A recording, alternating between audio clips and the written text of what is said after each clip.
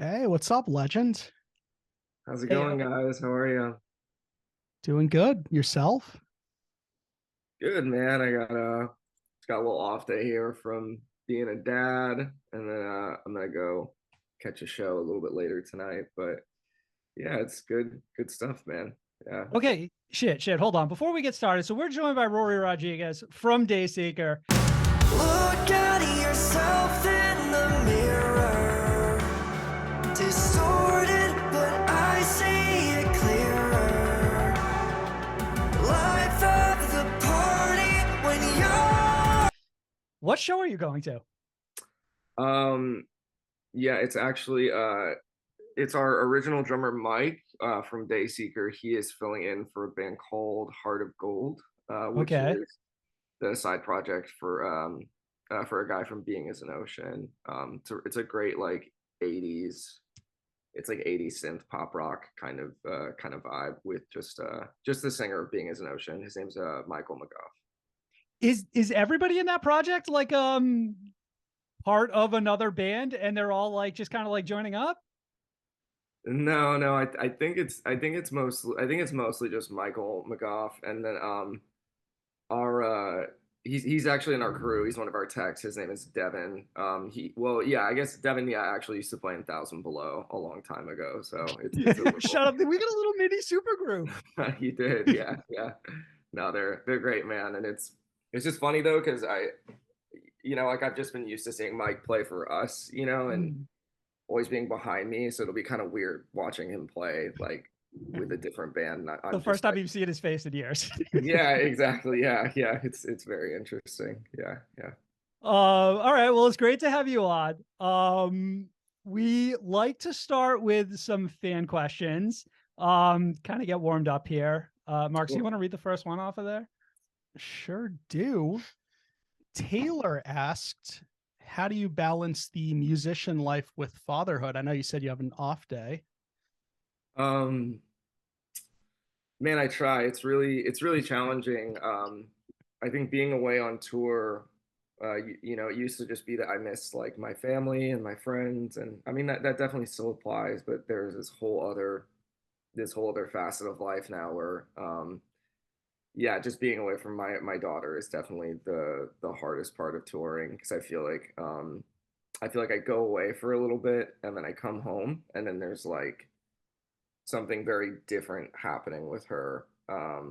It's always kind of shocking. Like she like she'll give like kisses now, and then she's like just barely starting to speak, but it was just a trip because I like every time I see her after a tour, she's like bashful with me for like 10 seconds, Oh, like a that's gonna really be short brutal. time. Like it's just yeah, she's not like, oh, you're unfamiliar. It's literally like she's laughing or smiling, but she gets kind of like shy about it, and then as soon as I pick her up she's fine, but she like gave me a kiss and then said like hi dad, and I was just like what the fuck. It's Oh, you just do all that now, right? Yeah. yeah It's so so funny. You hear about a kid's first steps, but you never hear about their first kisses, which is hilarious.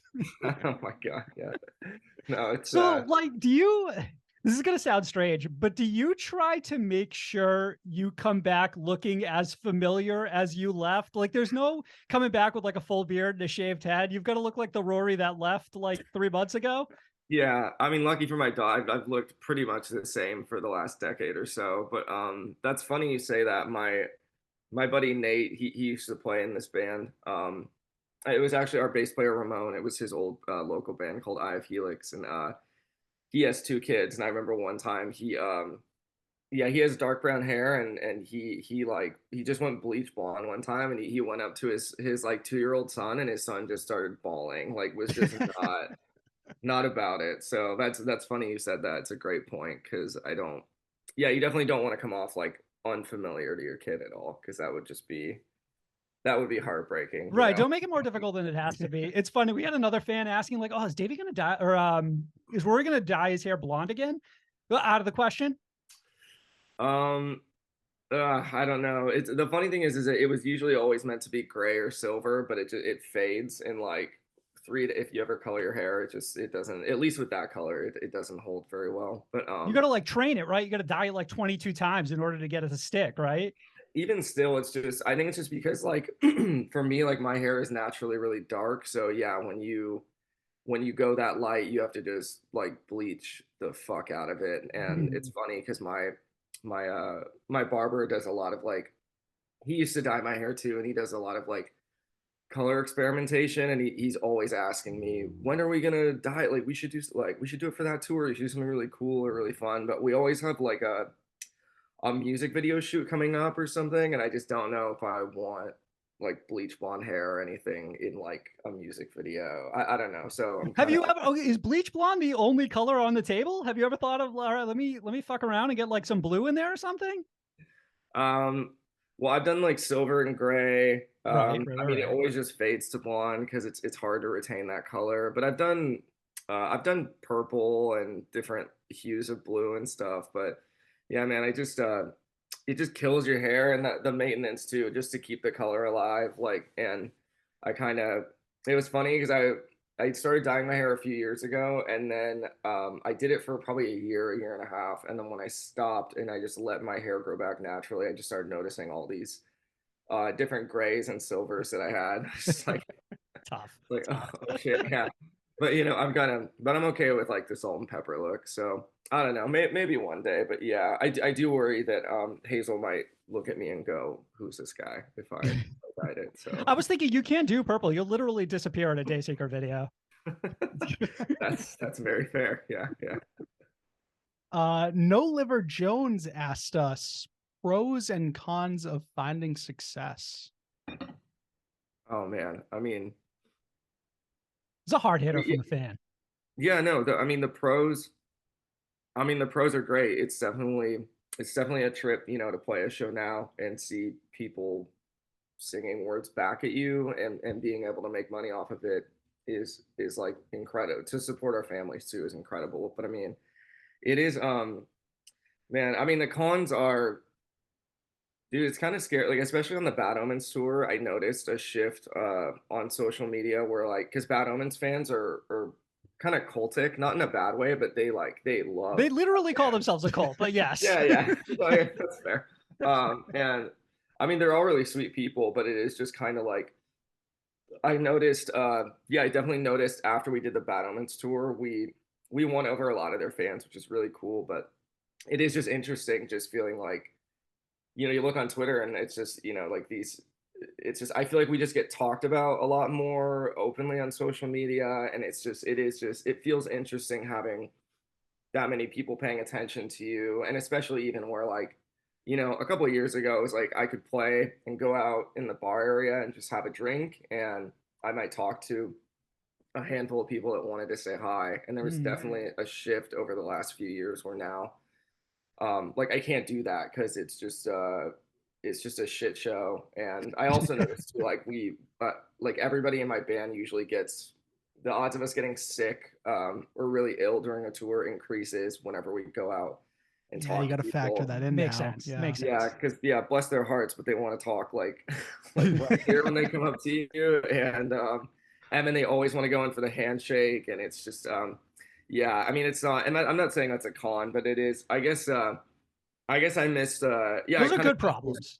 Yeah, but I do miss just being able to go out into the crowd and just shoot the shit. And now I feel like if I go out there, I have to like have a hoodie on or a face mask or just like you know, just something so I don't attract a lot of attention when I go out there. But I mean, yeah, you're right. They are good problems, I suppose too. Yeah, it is just feeling like you're under a big public eye of people listening to your music and then judging it really harshly. Where I feel like when people didn't care that much about us, it's just the commentary we'd usually just hear was just like our weird little small following who's just like, yeah, like I love it. And then the shift from Sleep Talk and then into Dark Sun was just definitely like, oh, there's like a lot of people listening now. So of course there are bound to be some people who have like some not nice things to say about it. So that's an you see a shift in the like age range of your fan base now? Like, do you feel like the Bad Omens tour maybe brought in younger fans than Dayseeker had in the past? Or maybe a different type of fan, like maybe a more passionate fan than you used to have? Yeah, probably. I think it's just it's funny, our producer Dan Bronstein would always joke around like, well, I mean, because we did Dreaming is Sinking, and I think that was I think we did that record, it was more metal and metalcore, and then we were kind of like, I just think at that point we were all really not listening to that genre of music super often, so we were kind of just like, I just feel like with the edit, like I'm proud of the record, but I do feel like there were parts on it where I felt like we were reaching, like I was a lot less inspired to write that music, and then we were kind of just like, why are we still trying to write this? And then I think Sleep Talk was when we were like, okay, let's try like something a little bit more melodic and pop structured, because that's kind of what we listen to. And our producer just always says like dude, don't you want like girls to listen to your music, like just in the sense of like all the guys in your music, you know, they're all these like metalheads with ponytails, you know, at shows who, you know, maybe like don't wear a ton of deodorant, and it's kind of like I don't know about the maybe. Old like, Dayseeker fans fucking down bad right now. yeah, no, I'm kidding. They smell great. But no, it's just like, Well, they got you up just like close, so basically you like, know. yeah. Just like, don't you want to be, it's just like more trendy basically. And so I definitely have noticed, like I do feel like yeah, like there's more girls at the shows, there's more good looking guys at the shows, like it feels like we're a little bit more current or more You've accessible. diversified your fan base, which I'm sure is a nice thing. Yeah. Yeah, And like that's absolutely. not a surprise when you start to like mix in other genres, that you're going to start to pull in different people at that point. Yeah. God, I have so many questions about metalcore, but I want to Save it. I want to get through these fan questions first. I've got another fan question that kind of touches on Waking is Rising, and we'll get to that in a second. It's Patrick asked us, would you consider writing a concept album in the same vein as the Black Parade?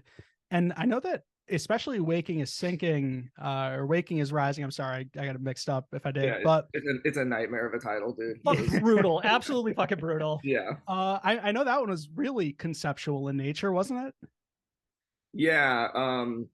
It was loosely based on like a real life story of a guy that I knew in passing who was in like a motorcycle accident. Well, I mean, okay, he was an inspiration for the album, and then I read this book called The Coma, and it was just really interesting because it's like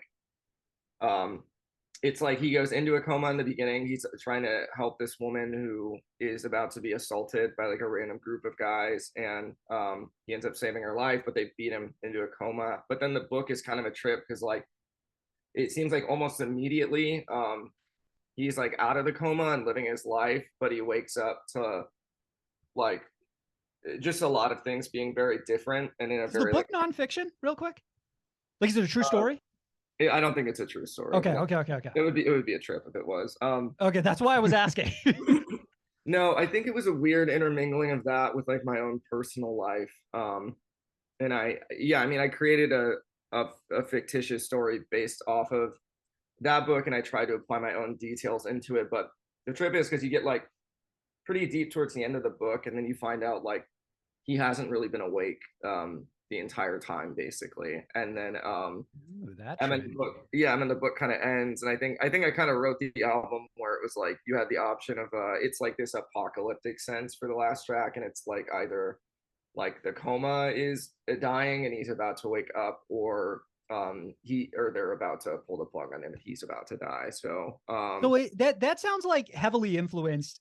Have you ever considered like straight up writing like sort of your own fiction that would drive an album?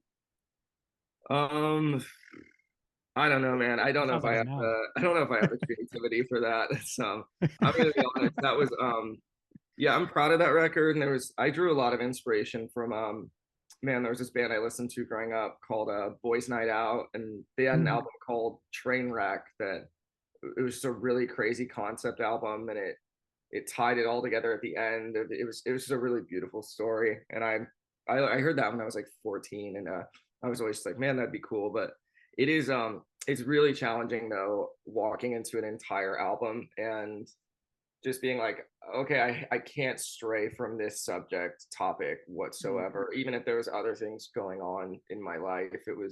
I think that's why with like Sleep Talk and Dark Sun, it was cool because it's hard to try and write like 10 to 12 songs relating to the same subject matter versus like on Dark Sun, like this one's about my dad, this one's about a girl, this one's about Hazel. It could kind of bounce around a lot. So I So you're I guess, saying Dayseeker's like an unrestrained version of My Chemical Romance?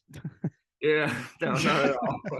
A lot less popular, and I don't know. We're getting more makeup going, so we'll see. I feel like we keep touching on these things I want to get to. Get to another fan question real quick. All right. So, actually, on that note, obviously, a lot of the material you're writing now is a little, more personal, closer to the chest. We had Cassandra ask, was any song almost cut from Dark Sun for feeling too vulnerable? No, I wouldn't say anything would be cut from. We didn't really well, there was like a track or two we didn't keep, but it's because I just didn't think they were very strong songs, or they didn't sound like they belonged on this album. So for the fans who might ask, may we ever hear them in the future?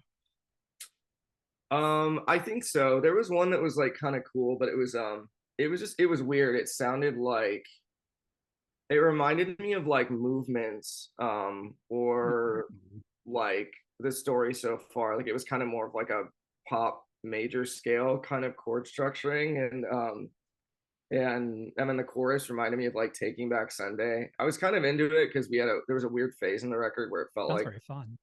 Yeah, it felt like it was leaning towards like 2000s rock kind of vibes, like kind of progression and like Afterglow and stuff. And then I don't know, it was just the more the record shaped out and how like kind of dark like synth pop it sounded.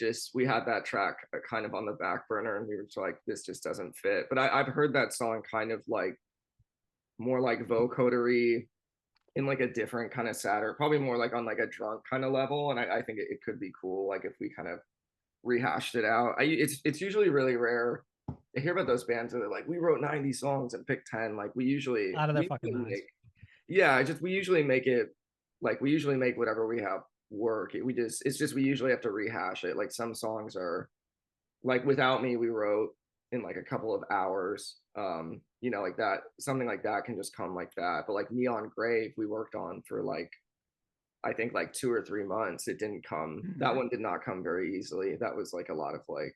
Interesting. Yeah. And then the second song was like the heaviest song Dayseeker ever wrote, and it just didn't make sense on the album. No,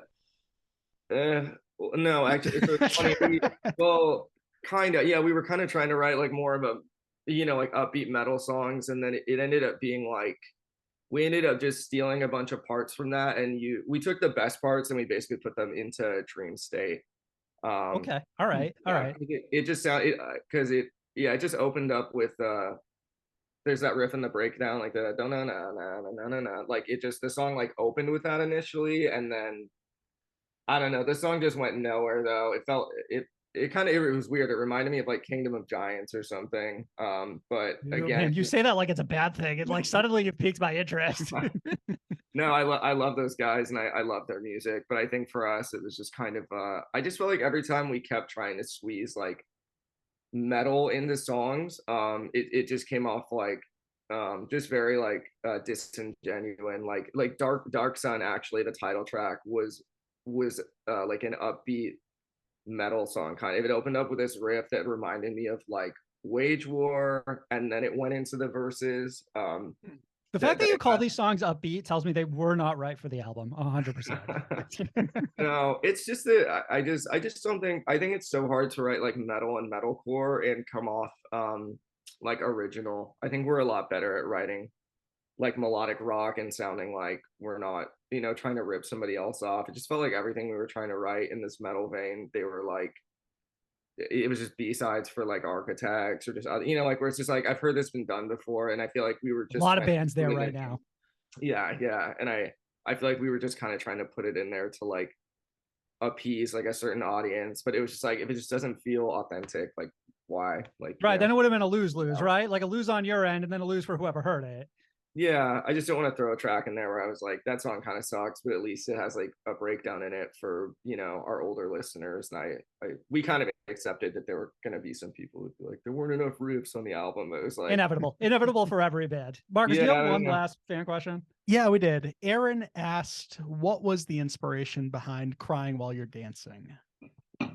Yeah, that was another track we kind of had to like unlock. Like I had the verse melody written first with like the chord progression, and it was like, yeah, that one took a minute to kind of come together. But I think I just had a lot of people in my life who used alcohol to kind of mask a lot of the problems they were dealing with, but they're on the outside, they're just trying to act like they're just having like the best time of their life. But if they drink too much, like they start spiraling. And I feel like there was like one girl in particular where it was just kind of somebody like I felt like I needed around a lot, yeah, to be like help be supportive of me and what I was going through, and they cared more about just drinking and partying, and it felt a little selfish, but it also just felt kind of senseless because it just felt like they were spiraling from their own shit. So it's I guess it was just kind of about, yeah, people who just kind of use alcohol to mask their problems while and pretend like they're having the time of their life while they are like going through something horrible on their end as well, you know. But Do you and ever then worry when you write songs like that someone might pick up on who the song is about in a way that like is maybe a little vulnerable for you? um no, I keep it like I generally try to keep it not entirely vague, you know, but I'm not like saying the girl's name in the song or anything. I've definitely put little I've put little winks in a lot of the lyrics for the songs about like one girl in particular that I've written, and like I posted on Twitter. I counted, and it was kind of embarrassing. It was like it was like 8 to 10 songs or something, and I was like, I gotta stop. It's just It was a hell of an impact they had on your life, though. Like that's a whole album right there. it is, yeah. It was like 80% of the Hurtwave EP, and then she's pretty much gotten like a song or two, like almost I think every record that we've put out with Dayseeker, and it's just like, man, I'm over it. I'm good. Yeah. Got it out of your system. Before we move on, I should have done this at the top. Dark Sun out now on Spinefarm Records. You can stream that everywhere. You guys have a tour coming up with Silverstein. Your direct support, that's a North American headliner. One Step Closer and See You Space Cowboy is on that as well. That's 2 back-to-back direct support tours. We had a lot of people asking, when's the Dark Sun headliner? I feel like this pushes it out even further, for other than for obvious reasons, but maybe because you're doing 2 back-to-back North American tours.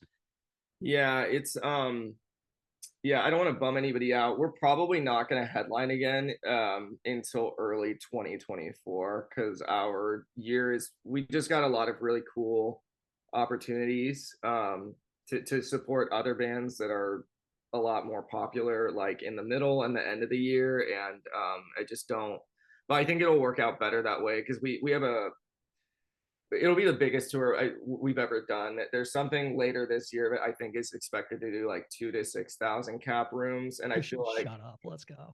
yeah, it'll be sick when it gets announced. But it's I just feel like, especially like doing everything we're gonna do this year, we have planned, and then ending our US runs for this year on that, and it being exposed to a ton of people, and then coming out next year to headline, I think it'll work. I just think it'll go really well for us, because I think we'll have like starved our like our older fans who want a headliner, and I think there's a lot of new people that will have pulled in off of the tours we're gonna do that would like to see us. So, because I think, you know, when we did the Sleep Talk tour, it's like it was our first headliner, so you aim kind of low. Like we did like, I mean, the smallest venue was like 350, I think, and then the bigger, you know, ones were like 700 or 800. And then I think the goal on our next headliner is to do probably closer to what like Bad Omens was doing on theirs, like more like 1,500 to 2,000 a night. So we will. Do you feel like Dark Sun is the exact reason that maybe like these direct support opportunities have come your way? Or was this like before even Dark Sun dropped, you had started lining these up? Yeah, it's just your headlining numbers, honestly.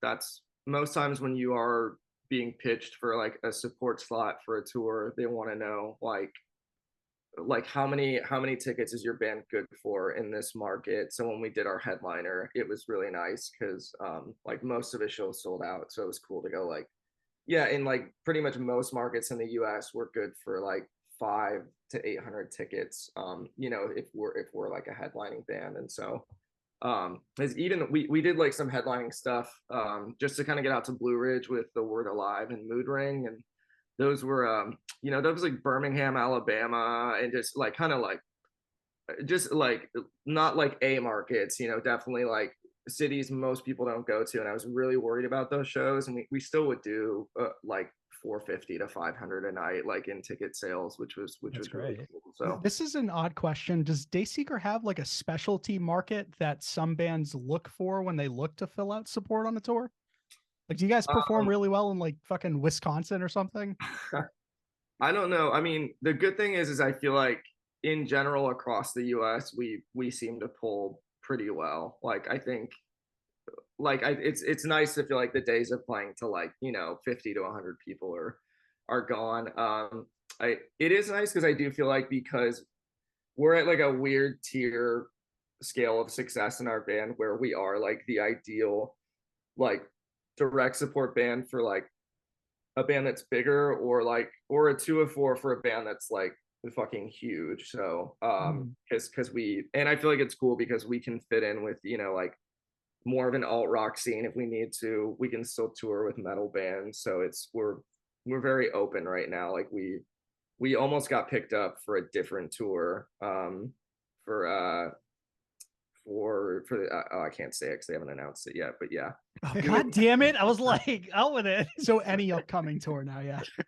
No, it's definitely the first time in our lives where I just feel like when we were younger, we had to fight to get a decent touring opportunity with like any bands we wanted to go out with. And now it feels like we not like pick and choose, but we accepted the Silverstein offer, and then we have good friends in another band. They were headlining and they wanted us as a direct support. It would have been a great tour, but we had already accepted the Silverstein offer, and I was just like, shit, sorry man, I don't want to go back on those guys because they're really nice. And and I think the Silverstein run will still be great also, but that's a fun bill for sure.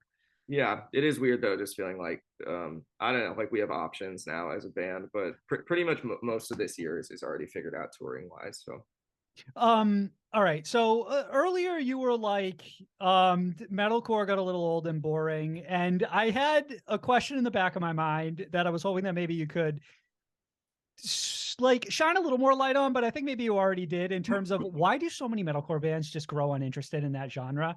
And is that a case with every genre, and it only just feels louder with metalcore specifically because of like the disparity from like where they start and where they end up?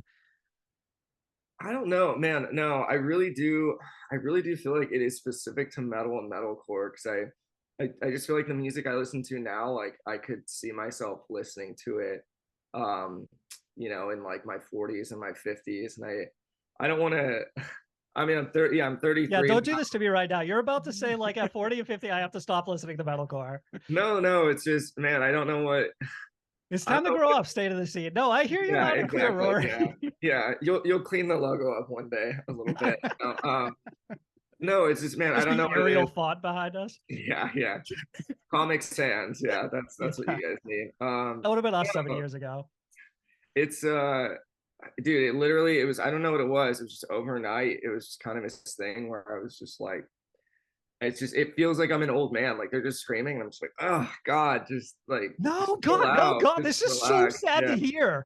You're out 100% then. I feel like that's what you're telling me right now. Is that like metalcore comes on and you like switch it to something? No. See, that's the funny thing is, no, I still like on Spotify, I get like my the different playlists they make you daily. Like there's always a metal playlist that pops up. It's just I guess what it is now is like I feel like a band has to be really, really interesting for me to want to listen to them, and they're heavier. Like I love Sleep Token.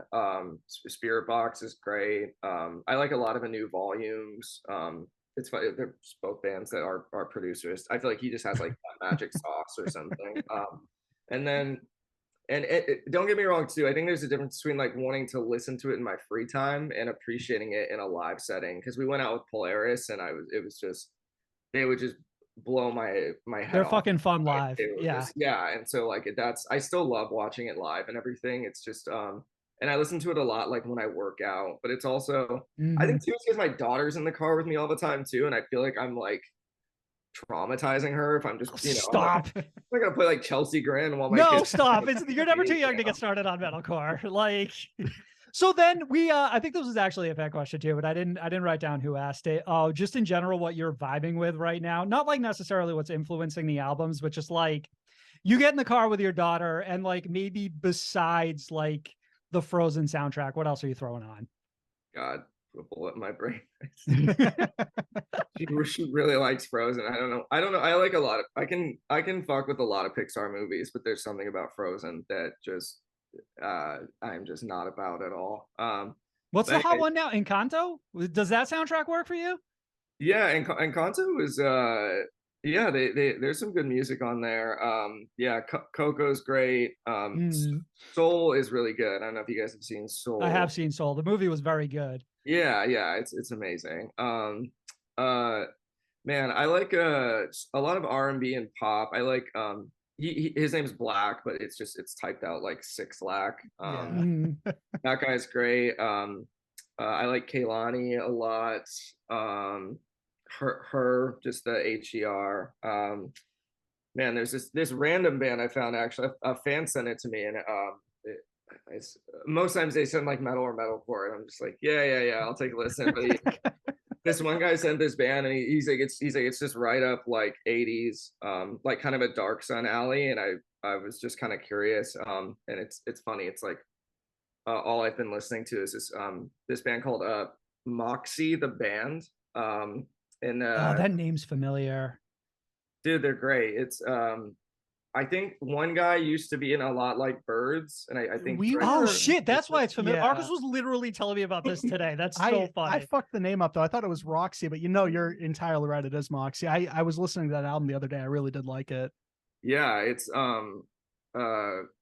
like I think it's like 10 or 11 tracks, and I think there's one or two that are just like basically most of that record is just fantastic, and it's their first like full length and release, which is like kind of unheard of too, but they're a great band. And then there's this, I actually found this artist because of Bad Omens, because they had her on a changeover playlist, but her name is Ethel Cain. It's just a really Apple Cane is very neat too. Yeah, it's a very slow, sad record. Just right up my alley.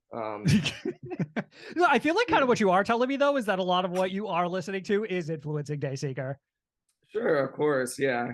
It's I'm sure it always. You're saying unavoidable, essentially. Yeah, it always will be, But I think it is kind of like where you're at in life too, because I think a lot of times people were like. I definitely recognize that Dark Sun was like a little bit of a slower record, when it like, because you don't really realize it till you write a bunch of stuff and then you put them together, and then you're like, oh, this isn't really, it's not really like super like rock upbeat. But I think we definitely talked about like on our next album, we don't want to force anything, but we like consciously want to make sure that it's a little more upbeat than Dark Sun was. Bro, those comments really got you, because you wrote a whole manifesto about people calling the album sad the other day, right? So, no, I think I mean, I'm not a crazy person. I understand that people are not going to like our music, and that's totally okay.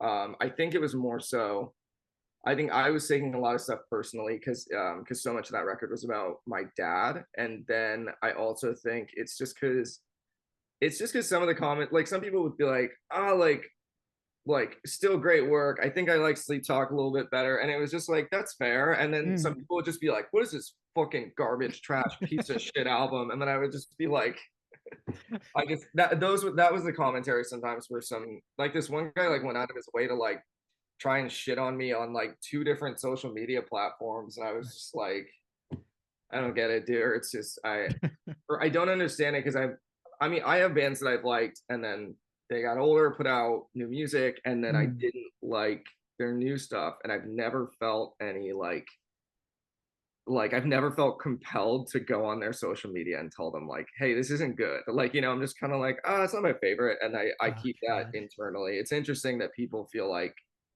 I have to tell them that this album is a piece of shit. Like I have to tell them. Sometimes it's fucking hard, Rory. I'm sorry. Sometimes it's like so hard. It's like there are some bands that I swear I've listened to for 15 years, and It is so difficult not to have such an emotional reaction to something when it just doesn't click for you. In the same way that when it does click for you, you have like the opposite emotional reaction. You know what I mean? It's like for all of those haters, there have to be people like us for this most recent Dayseeker album who like really adore it, right? And sing its praises. Alternatively, granted, there are nicer ways of phrasing it.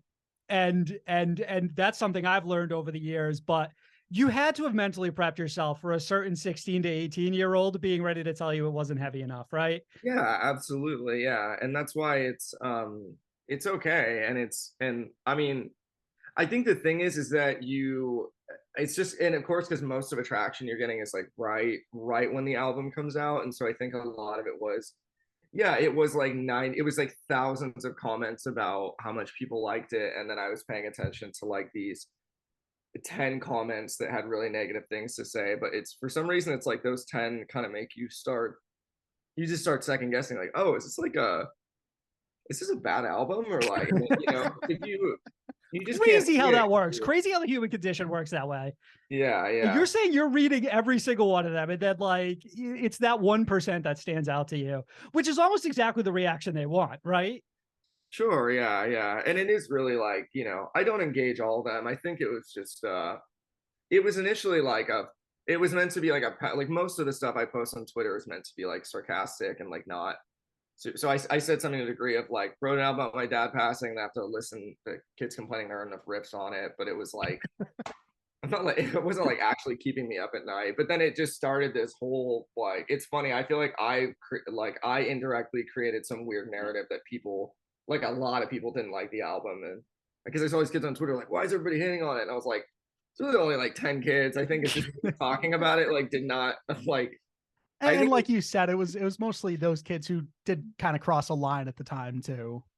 Yeah, well, yeah, some guy was like, "Oh, maybe his dad isn't even dead," and he said, "Oh, I know I fucking saw that because I'm almost positive it was like on one of our posts or something, and it was an absolutely insane comment." Yeah, it's like with people like that. For me, it's like, well, like I'm never going to engage with this person ever. like clearly, there's just nothing here to have a conversation about. Yeah, it was like a burner anime account. It really even that didn't really like it.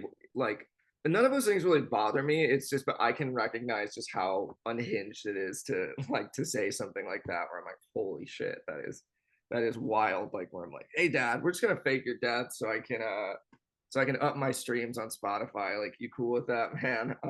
So it's no, it's really well. Listen. What's crazy is in the metalcore community, like things of that nature have happened to an extent. So, like, maybe not that. Like, I don't know if you remember when someone was abducted and the police got involved, but like, oh no, I do. You're right. I do that. and I'm not naming names. Everybody knows who I'm talking about, but like, shit, Obviously, these people are fucking crazy though. So it's like you're over it though. You're saying like we can now celebrate Dark Sun and we don't have to worry about this weird like outside of the circle crowd. Yeah. No, I was over it like a day after that because it happened mid tour. I mean, it's like I just had to take a step back and be like, we're on a tour right now. We're playing to sold out rooms every night. Like there's a good chunk of people here to support us, and like it was the most successful tour we've ever done. Like profitability wise, like just fan wise, and it was just like why do I care? I don't know, like what is this 15-year-old in Texas now? Like it's fine, nothing. Not a nothing big deal. Yeah. Real quick, before we jump to the next question, I feel like what you're also telling me though at the same time is that like you're trying to pivot a little bit away from the more gloomy aspects of Dark Sun and change it up a bit, at least in your head right now when thinking about the next album. Yeah, I mean, I'm not saying it's not going to be like a pop punk record. I think I'm just more interested in trying to like just still try and lean and stay as being like an upbeat rock band. And I think it's because too, like I do like playing songs live, like Crying While You're Dancing is fun. Like Without Me is a good time. Like they're good sing along vibes. But then there's something about songs like Neon Grave is just like a wild interaction live, and I that's the metalcore in you, Rory. It never exactly. fucking leaves. Can't take it out. Yeah. So I think we're just consciously like, we should try and write a few more like Neon Graves or Crooked Soul, like they're just fun upbeat tracks to play live. And I just don't want to put out the next album and people write us off as like, we're like Death Cab now. We're just like a slow alt rock band, so I want to still kind of, yeah, just stay in that genre and that wheelhouse. So Okay, I get that. I don't think we're gonna write like or go into a studio like anytime soon. But yeah, when we do, I just want to make sure it's not like a, I don't want to put fans to sleep or anything. Yeah. Fair. Speaking of touring, I remember seeing on Twitter that you guys played your first Australian tours this year. And I was going to ask, you did a headlining date, you did a run supporting Thornhill. How great did it feel to finally cross that continent off of, just in general? And maybe more importantly, how validating is it that Dayseeker finally has that elusive koala pic, that group photo? Yeah, I mean, that was like 90% of the reason we went over there, was just to get Understandably, yeah. It's a rite of passage, I think.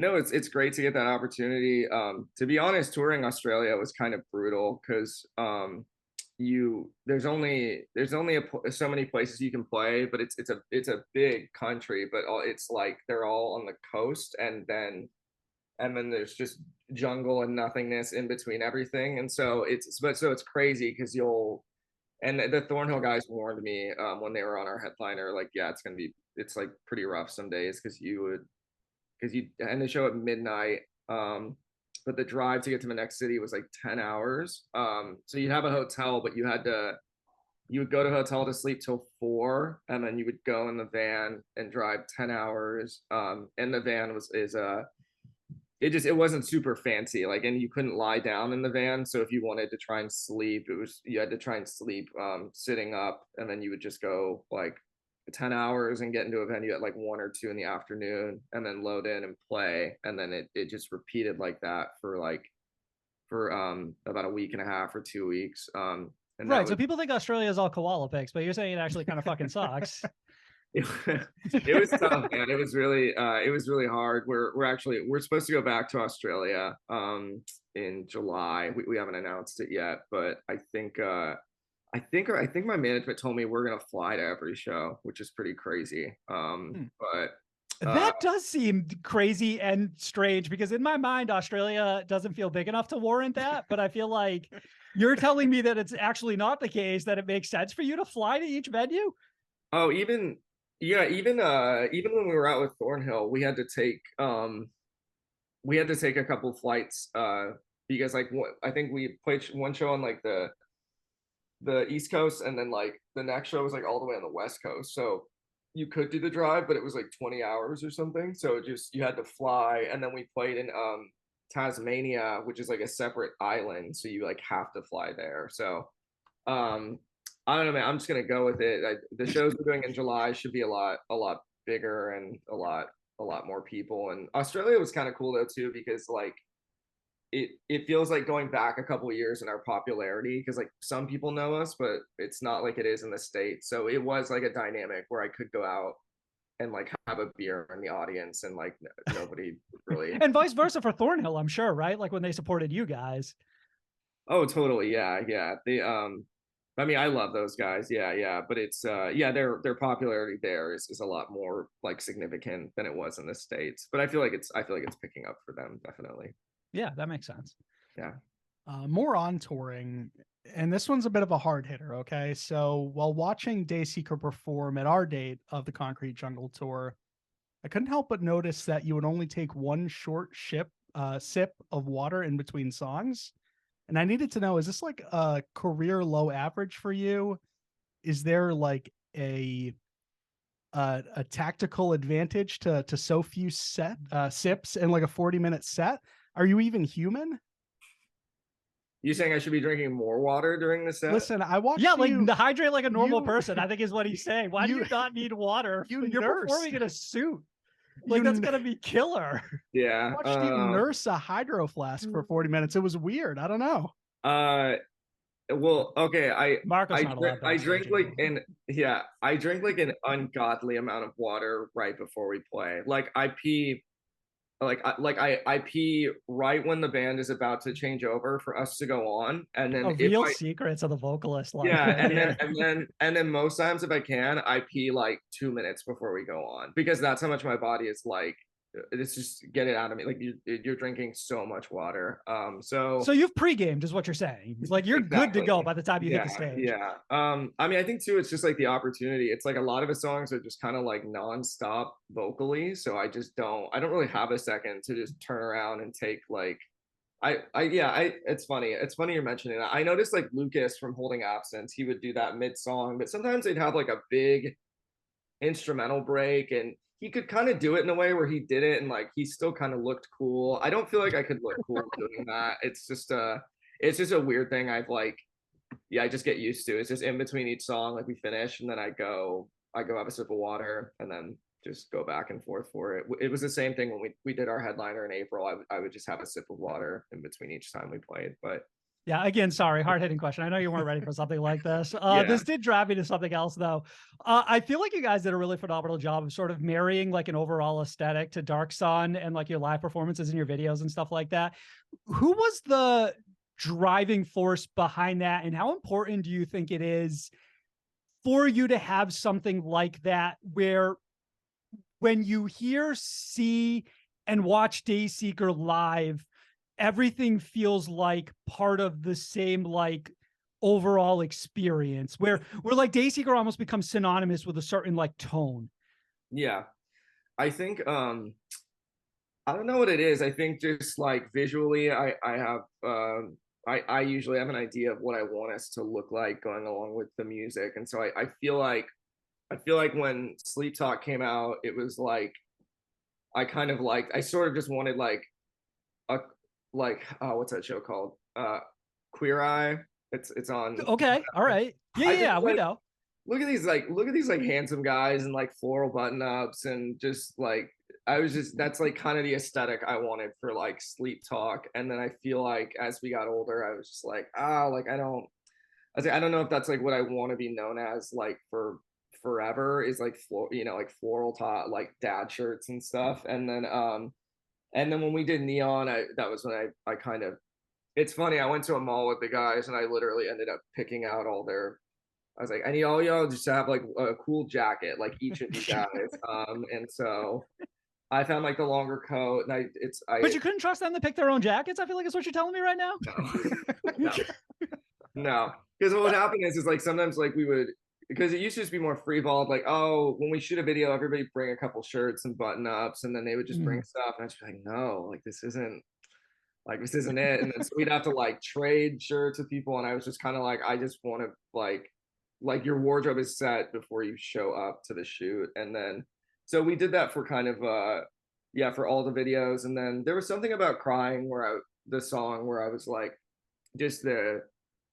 it was interesting because like I feel like multiple people told me when they heard the song before it came out that they felt like it had like a Euphoria like vibe and aesthetic to it even before we attached visuals. And so I think we kind of leaned into that with like the glittery makeup on us. And then I just kind of I just noticed bands like Bad Omens or like other bands where like they have kind of a set wardrobe. I just think it's like another elevation to your band where like it's just we're not showing up in like t-shirts and jeans and it feels more professional. And I know exactly what you're saying. Is it a hard sell though with the rest of the band to be like, hey guys, we're wearing suits every night of the tour? No, they were really excited about it actually, because I feel like it just made us feel like we tried to like tack on another level of professionalism and just like I said, it just controls it from like all of us maybe looking really as best as we can for a show with like button ups and stuff, and then one guy's wearing like an old shitty flannel, and it's just kind of like it's an easy way to ensure everybody looks great. And I mean they were cool to me and Gino we would rock the suits pretty much the whole set. Zach and Ramon had to take their jackets off usually a song or two in, which I think one show I was just like, just keep them on, just try it, dude. But I get it. I'm drumming. I'm sure drumming in a in a suit is a whole is a nightmare. Yeah. Yeah. It's probably slightly more difficult than it normally would be. Actually, real quick on that note, I know that you guys are on the search for a new touring drummer. Yeah.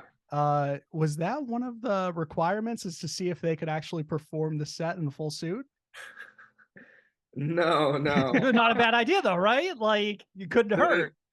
Yeah, probably. I mean, the suits we got intentionally, they're kind of like I don't know what they're made of. They're really comfortable and they're kind of like stretchy. Like there was some suits that we tried on where they were like really stiff and I couldn't move in them. And the ones we got they're pretty flexible and they're a nice material. So I'm not super worried about it. But no, I mean, it doesn't matter. Everybody just got so up in arms about the vaccination aspect of of being a touring drummer, Yeah. Oh, God. on our thing. Yeah. Do you feel like it is a benefit, or maybe not a benefit? Do you feel like it's easier at this point in your career to do something like having a synchronized look, or that it makes more sense than it does earlier in your career? Like, do you feel like the suits would come off as try hard on your first album, but makes a lot of sense at this point? Yeah, 100%. Yeah. Okay. I don't think like we would look like, I think the reason like the suits translate is because of also, yeah, like the music we're playing. Like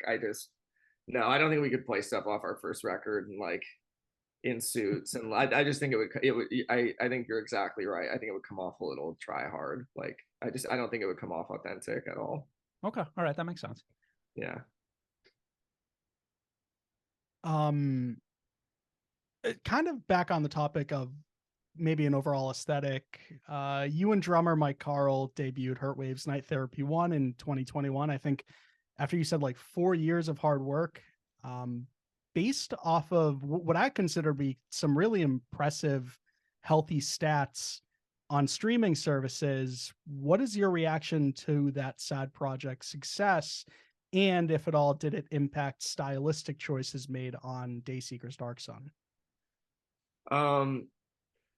Yeah, I mean, I'm happy people like that project. I think it was more so just something that Mike and I did for kind of like for not like for fun exactly. Like we wanted people to hear it, but we definitely just kind of like put it out into the world, and then didn't really make it a point to keep up with it as far as promotion goes. Like I don't think we've posted on it in a really long time, and it's interesting because I feel like the numbers like very small and steadily, but like I think when that EP came out, we were at like 30 or 40,000, and I think we have like 70 or 80 now. So it's cool that I think the more people find Dayseeker, the more they find Hurtwave, which is nice. I'm sure like maybe subconsciously it did, but it's funny because people always go like, "Oh, like Dark Sun's just a Hurtwave album," and I'm 100% though. Like that's what I thought. Is I really thought Hurtwave was like a workshop for what Dark Sun eventually became.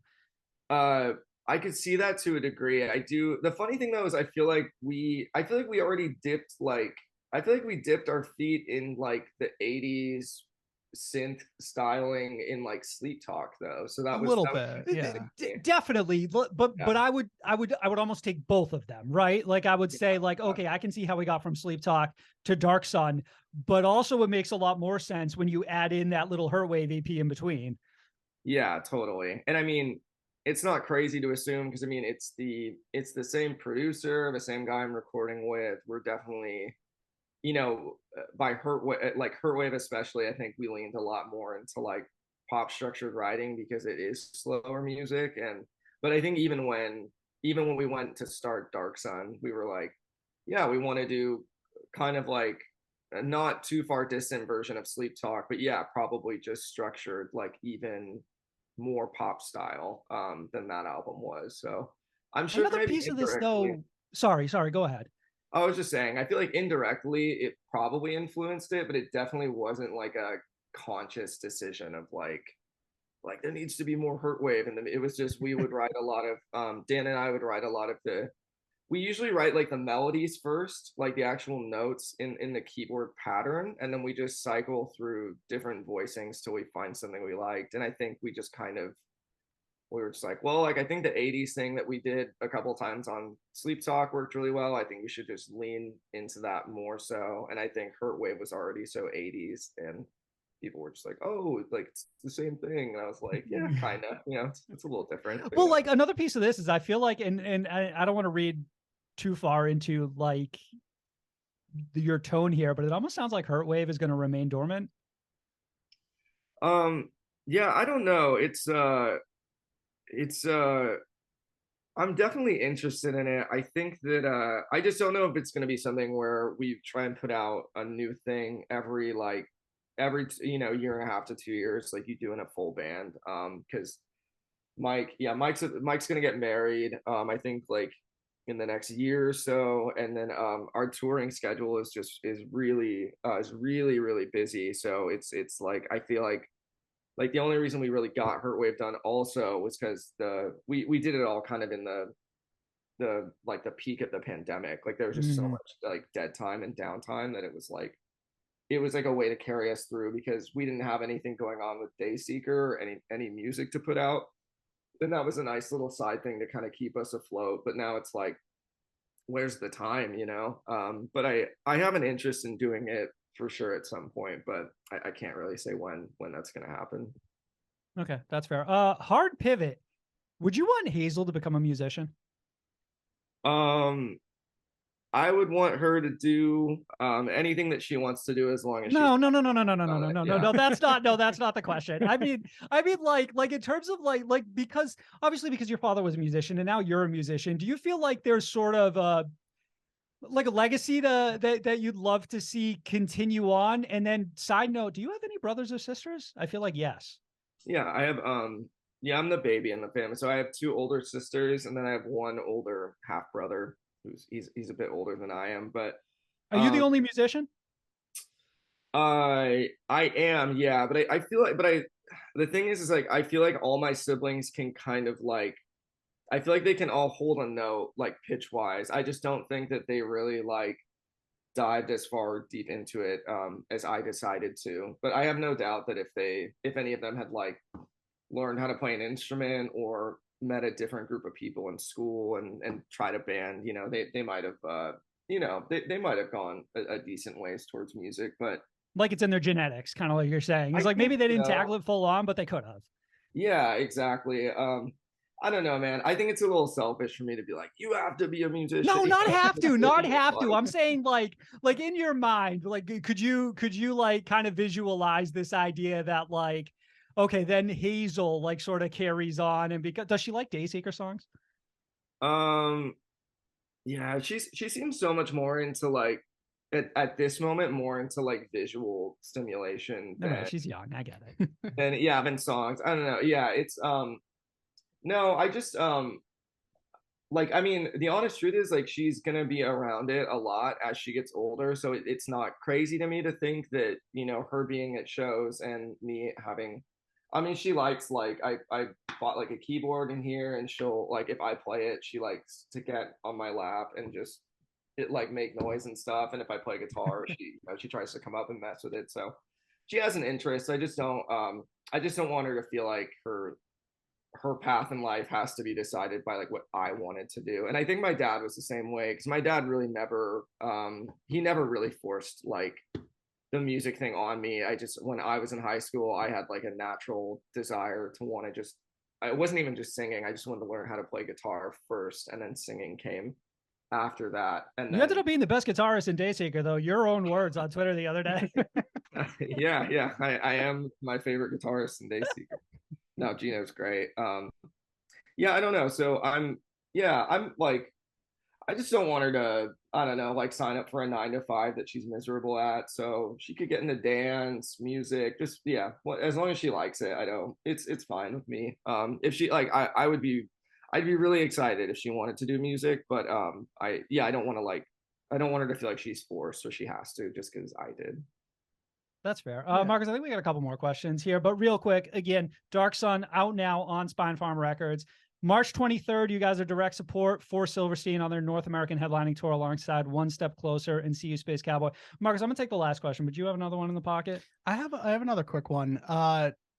Back on Dark Sun, Quicksand, how did the band Camino feature come to be? Feels really out of left field. And it fits on the album, don't get me wrong, but when I saw it, I was just a little surprised. It was honestly very kind of last. It worked out in a weird way because we had written that was actually our producer's like brainchild of a song. Like the demo was called Quicksand, and he had Hmm. written like he wrote the I've been wading through the quicksand, and then everything else was kind of just jumbled jargon. But he had written like this chord progress, like he had showed me, and I was like, yeah, that's cool. And then we like I wrote more a lot of like the verses and the pre-choruses, and then I rewrote all the lyrics and I changed some stuff in the chorus. But we kept leaving this second verse open for a feature, and we initially wanted a female feature actually, but we were trying to get somebody more in the pop world. Like I was trying to get Sasha Sloan for a minute, but we were hitting this like deadline on the album having to be turned in, and she was on tour for like 5 weeks past it. So it was just like that's not a thing. And then like there, yeah, we talked about a lot of different pop artists and people, and we were just hitting like this just like shit, we have to turn this album in like a week, and we have a bunch of like messages and emails out, but like nothing is really getting locked in. And then actually Bill Murray is the one who told me that he had Spencer on one of their tracks, and I was like, dude, I love the band Camino, that's awesome that you got that. And then I just hit him up and I was like, hey, do you have like a contact for that guy? And then it just ended up working out. The funny thing is that the the girl I wrote the song about is also a really big Band Camino fan, and This uh, isn't the girl, right? Like the one we were talking about earlier. it It is the girl, is? yeah, Okay. it is the girl, yeah, and I kind of like it's just there's a part in the second verse where it was like I didn't get what I wanted and everything is just haunted, and it's like they were they were subtly alluding to like Band Camino lyrics, but I wrote it before we locked him in as a feature, and then having him come on and sing that part, it felt like more of a full circle. Like, oh, I think this probably should have been the guy the entire time. Oh, So like the stars aligning. You think Bill Murray got that call ready to be on a Dayseeker album?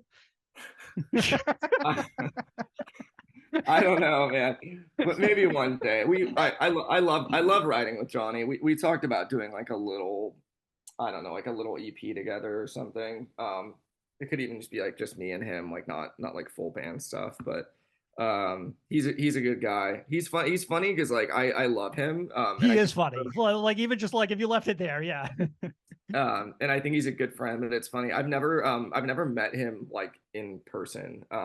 It's always been phone call and texts and social media, and it's like every time I'm touring through Ohio where he's out on tour, or vice versa. So we're trying to meet one day, you know. And sync up. Wait, so was that a relationship that like formed online then? Or like a through contacts type of thing? No, that's funny actually. I was seeing this girl at the time, and she happened to like Bill Murray, and he just was on an Instagram live a few years ago like, what artist do you think I should collab with? And somebody mentioned, she was watching it and somebody said Dayseeker, and he said that he really liked us, and I was a fan at the time, and I didn't know he had heard of us, so I literally just slid in his DMs, and I was just like, hey, I love your shit. Like if you ever need a feature or anything, just let me know. And then it's funny, he was just finishing wrapping up the cover EP, and he was like, oh hey, he's like, I have this like the fuck I'm lonely cover, and he's like, I have to turn this in like 4 days though. So I like kind of knew the song but not really, and I learned it and I like recorded it in like a couple days, and then I sent it over to him, and I just barely got it in for his deadline for his release for his cover EP. And then from there he was like, hey, that was awesome, like do you want to do, and then we did the what is it, fluoride and the hard seltzer water or whatever on his other Yeah, album. they're Yeah, that complicated sounds like a names. Bill Murray song. Yeah. Yeah. So no, it was cool. It was definitely just an online friendship that started. It's crazy how the stars aligned in so many different ways, like from where we started to like where we just got, like from finding the band Camino to like knowing someone who's like a fan of Bill Murray and then like working with Bill Murray. Do you find that Yeah. like in the music industry, a lot of stuff kind of just sort of happens that way, where it's Yeah, like things just sort totally. of fall into place?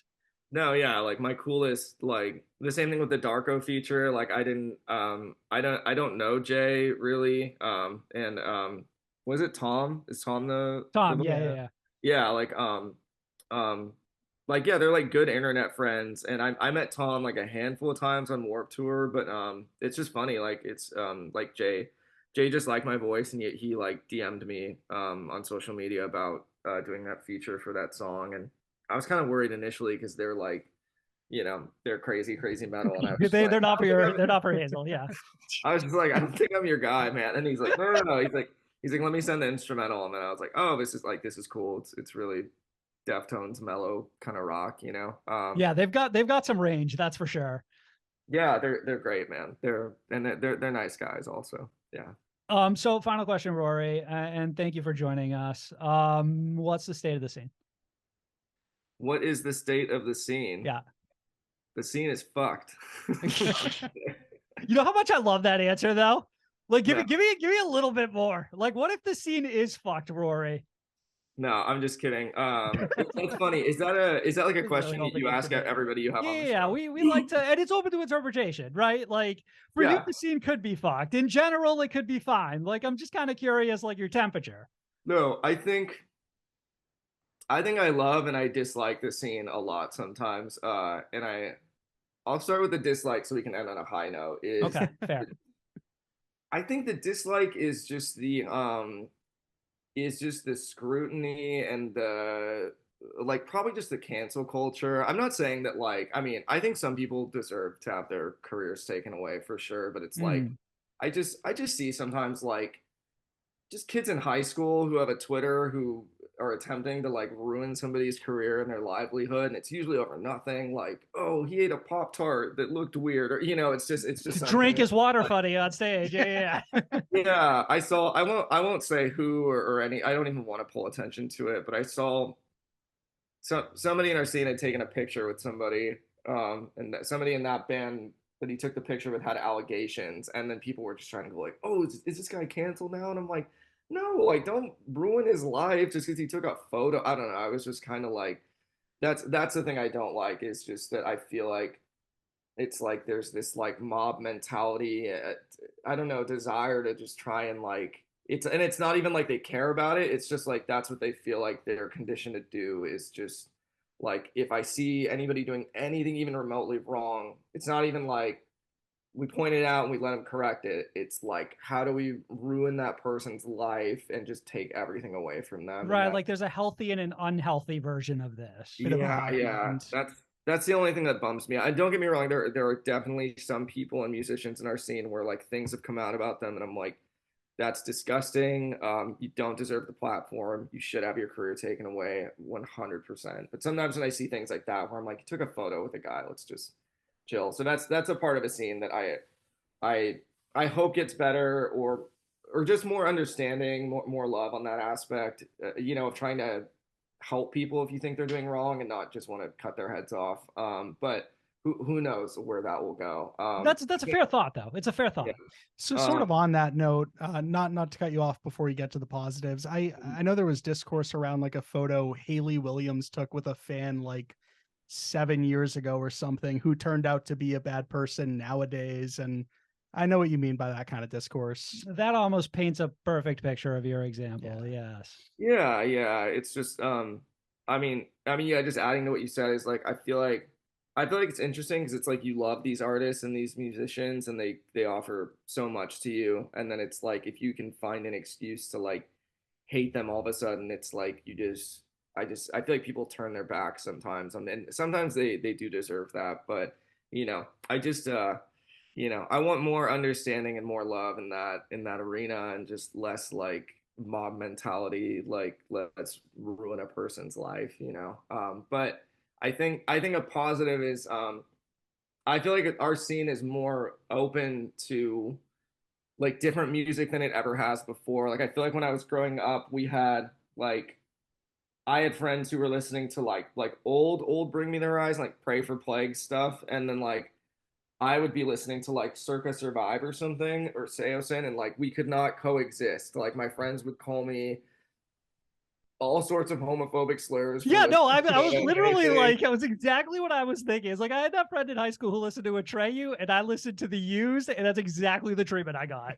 Yeah, it was just no, there was a time where I literally was like, I can't let my friends know I listen to Yellow Card. Like they're just gonna bully me. And because they were all like, oh, like Avenged Sevenfold and As I Lay Dying, and it's just it's I think what's really cool is that it's cool now, like you can like a band like Lorna Shore and then like This Wild Life, and nobody is really like criticizing you for that. And I also think it's cool because like I think it's just because metal and hard rock, it's like it has to get more interesting and more evolved. So people are like, sometimes they hear something that they used to be like, I don't like this. It's like it's not. It doesn't sound like everything else that I've heard before. And I think now you have bands like Sleep Token's a really good example. Like they're a metal band. They're heavy, but he's like a deep tone pop R&B singer over like metal gen. But then they have like funk kind of going on and like some of their like new, Yeah. I don't know, it's just it's just like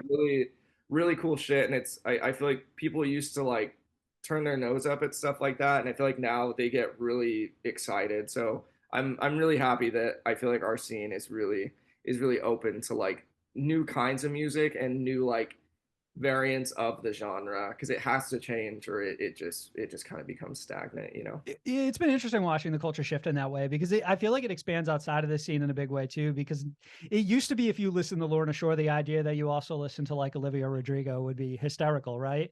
But Yeah. now it's like when somebody comes out and they're like, yeah, I listen to both, people are like, oh yeah, that's cool. And if anybody jumps into the comments and they're like, well, knock it off, weirdo, everybody turns on them, right? So Yeah. it's very interesting to sort of watch not just some people change, but almost like the scene as a whole start to change their like perspective, which is nice. No, it's I mean, I owe everything I have to the scene, so I can't. I love being a part of it. You know, it's a good time. All right, awesome, Rory. We appreciate you coming on today. Thank you. Appreciate you. Thank Dude, you. Thanks for having me, guys. I appreciate it. Of course. Bye, buddy. Take it easy.